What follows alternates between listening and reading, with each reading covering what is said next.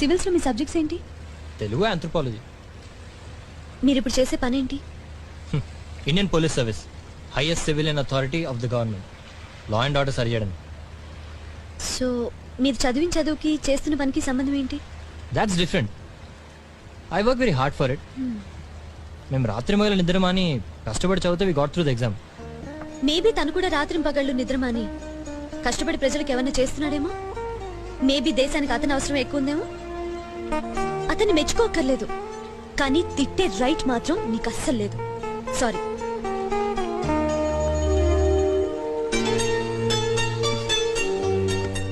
ఇంకో విషయం చెప్తున్నాను.